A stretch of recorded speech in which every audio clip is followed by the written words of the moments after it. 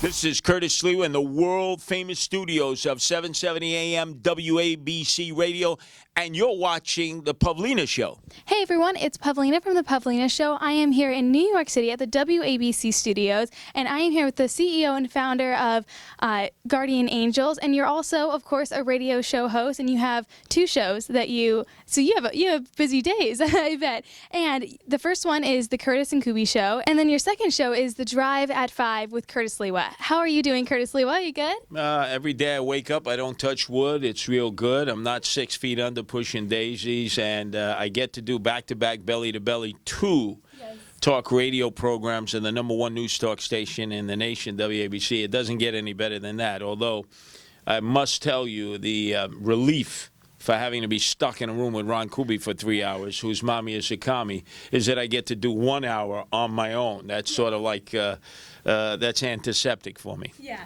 that's amazing. Now, you started Guardian Angels, in 1979. Was it hard to get people, to join this awesome group? Well, it was almost impossible because nobody knew who we were or what we were doing. It was at a time when the city was becoming unglued. Gangs ruled many areas of the Bronx, where I was a night manager at McDonald's. A cult movie classic came out that sort of depicted the times in the subways, The Warriors, where gangs ran amok. And I decided to tackle that problem since I would have to close the McDonald's very late at night and take trains like the #4 train, the Muggers Express, and #2 train, the Beast, back to Brooklyn, which had been renamed Crooklyn because that's where I was living at the time. And so I figured, what do I got to lose? I don't have children. I'm not married. I don't have major responsibilities. I could venture out there. I'm riding the trains anyway. So I basically had to brainwash those who worked with me late at night, the closers, to come along with me, put the arm on them.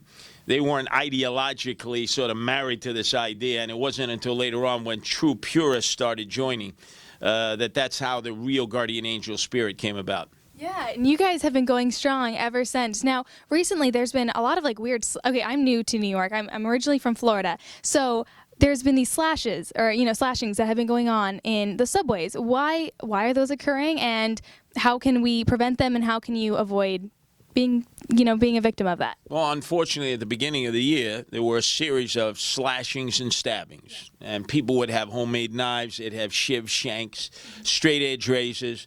The police commissioner, Bill Bratton, poo-pooed him. He said, oh, it's an anomaly, it's an aberration, no need to get bent out of shape. They started first above ground, then they started taking place in the subways. Now it's out of control. Yeah. The police commissioner has been forced to address it, but we decided as Guardian Angels that we would re-up our efforts, or we were born in the fires of controversy in the subway system in 1979. That's where we were baptized, so we returned with a lot of input. So we have patrols now out there during the day and especially at night.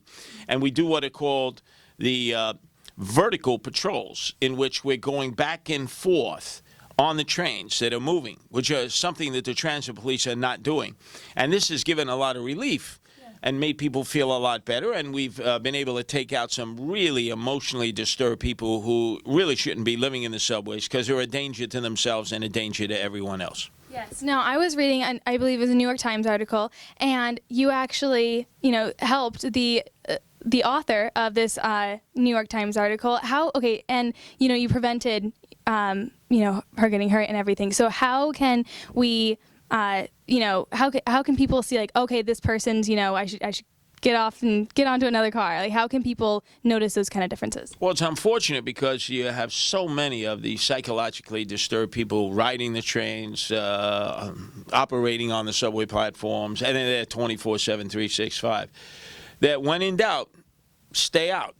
That means don't try to say oh, I can handle this, I'm street smart. But if the person is giving off a vibe, particularly if they're talking to an inanimate object, to where they're not having a discussion with you, they seem to be actually engrossed in a conversation with someone who isn't there, then that's the time to make sure you avoid that person. Because unfortunately, in this new administration with Bill de Blasio, they don't deal with this problem as they did in previous administrations under Michael Bloomberg and Rudy Giuliani, where they would immediately detain the person, take them for a psychiatric evaluation, get them the medical and the psychological treatment they needed, and get them out of the subway system. They're not doing that any longer. So as a result, it's like a ticking time bomb. Yeah. Definitely. Now, one of my friends recently, well, it wasn't it was like a month ago. She had her phone stolen on the subway. She wasn't on it or anything. I guess it was just in her pocket. So people are getting their phones stolen on the subway as well. And now I love the subway. I go on the subway all the time. But people, and okay, also, I know a lot of people sleep on the train. I don't know how they do that because personally, I'd probably miss my stop if I slept on the train. But I also feel like they're very, vulnerable when they're asleep. Like, how can we try to prevent that? And what can they do if they really need that sleep? But This is an iPhone 6. Obviously, people would want this if you're a thief, because all you have to do is if you have the right connections at a bodega, convenience store, where they'll flip this. Yeah. They'll take the chip out, they'll put another chip in, and then they'll resell it. It's like a bait and switch, in which instead of paying hundreds of dollars for it, you'll pay street value for it, and it's back in circulations. And you, as the owner, operator of this, whether you were using Verizon or AT&T or Sprint, whatever, you'll have no way of getting any pings from the phone any longer or knowing where the phone is. So you've been robbed. And it's a very valuable turnaround. So you can make hundreds of dollars every time one of these is swiped. It could be an iPad, it could be an iPod, it could be an iPhone, it could be a smartphone. Naturally, the more upgraded, the better for the thief. And they're always on the prowl. So they're jostling, they're pickpocketing, they're bumping people. And people get disconnected because they have the earbud in, they're focused on what game they're playing or what they're listening to or they're watching. And a lot of times it becomes very easy for the thief to just rob them without them even knowing about it initially. definitely. Now, those people that are always sleeping and everything, what would you tell them to do besides, don't sleep on the subway, but if they need it? Well, the police commissioner said that most of the problems with sleepers, he couldn't be more hopelessly wrong. People are multitasking. They're working sometimes 2-3 jobs. Yeah. And just the way the vertical motion of the train is, it has a tendency, like when you're in a car and you're tired, you fall asleep, or on a bus. Yep. And there's nothing wrong with that. So you can't blame the victims because they're dozing off on a train for being victimized. What you do is you get rid of the criminals. Yeah. Now, with modern technology, they don't have all the stations on camera. They don't have all the entrances and exits on camera, and they don't have cameras in the moving trains. Exactly. And you would figure out why, with all the technological abilities that we have, and particularly in this age of potential terrorism, why wouldn't you have that subway system, both above ground and below ground, both the moving trains and on the platforms, the entrances and the exits, fully under camera? And they claim it's an expense issue, but in reality, by not doing that, it's going to cost them far more money because a lot of these crimes are going to be committed out of sight, out of mind, where if they were committed while the camera is rolling, a much, much more easier chance of not only deterring the crime, but then of eventually catching the criminal and taking him right out of the circulation. Yeah. Have they thought about doing just like maybe, say, get 100 cameras or something and place that in certain subways and then slowly throughout the years, upgrade, you know what I mean? Like, have they thought about doing that yet? Well, years ago, before it became in vogue, both in London and here in Cape Town and other places which are wired above ground, they experimented with that. The experiment didn't go well because the technology hadn't really, it wasn't at the point that it is now. So they just discarded the idea instead of saying, hey, everything's been upgraded since. Third world countries actually have cameras in a lot of their mass transportation systems. So why wouldn't the leader of the free world, in terms of all the movement, with the largest subway system and the largest bus system, have everything fully under camera? I know. That's weird. That's actually a good point. I never thought about having I know I live, in Lower Manhattan, which there was apparently a slashing, like right next to where I work. I was like, whoa. But there's this one subway stop that I always go to, and there's always a ton of cameras, but it's only where, where you swipe your Metro card, that part. So it's only there. So that's they're looking to get fare evaders. Exactly. So it's about revenue raising and writing tickets and making arrests to prevent people from evading the fare. I understand that. That's one of the side benefits. But that should not be the main benefit. The main benefit should be knowing there are cameras everywhere, there will be less crime. Exactly. Criminals are not stupid enough, although some are, but not most, to commit crimes when they're on camera. Yeah. Exactly. That does not make sense. So I work a morning show, and I know a lot of other people, New York never sleeps. So people are always getting up, either, like you said, coming home from the late shift or, early risers. So what can, either, I'm a girl, but I am also a third-degree black belt. So, a little bit of combat stuff going on, but what can I do, or what can I carry or something, just so to make my parents feel a little bit better and to also make myself feel a little bit better? Well, I think first off, you have to be comfortable. Yeah. Whatever apparel, whatever footwear you're wearing, you have to have a degree of comfort in terms of your movement. If you ever had to escape a situation, you're wearing 6-inch stacked stiletto heels, that'll be very difficult. If you're wearing tight clothing, it'll be very difficult.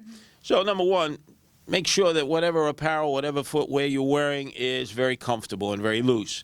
And secondarily, you have to be aware of your surroundings. So if you're so technologically dependent on checking on your Facebook, tweeting, retweeting something that just came to you, totally focused, constantly looking down, not aware of your environment, or maybe with 2 earbuds in your ear, completely closing you out to what normally might get you instinctually to look up and be aware that there's a situation taking place and that you could be victimized or others can be victimized.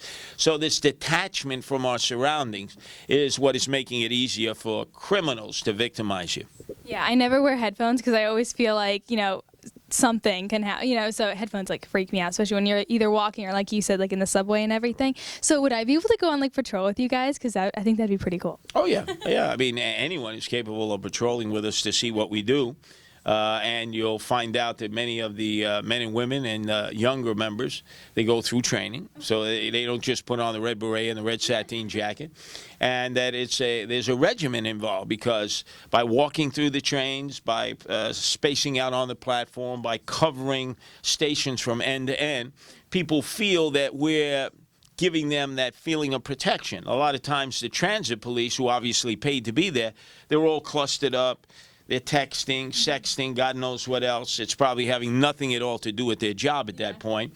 And they're not wearing their hats. They have their hats off their head. Now, how can you identify them halfway down a platform if they're not wearing their police-issued hats? Exactly. And so there are a number of things that are not being done in the system that we do, that we know work, because they've been perfected over 37 years. We've done it here. Now we do it in 13 countries in 130 cities. So, we've perfected the... That's amazing. Thank you so much for talking to me. Oh, my pleasure. My pleasure. And good luck with your future patrol.